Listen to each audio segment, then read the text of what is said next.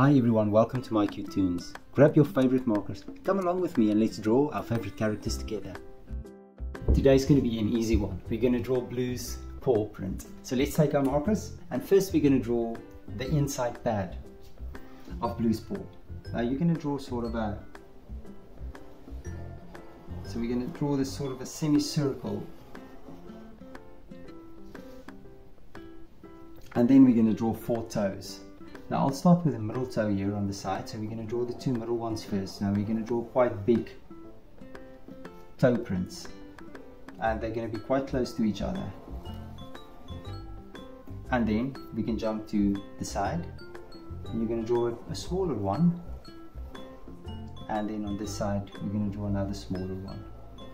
Good. And that was very easy, and there is Blues Paw print. Thank you for drawing with me. Please don't forget to click the like button and subscribe to my channel, and I will see you soon. Bye bye.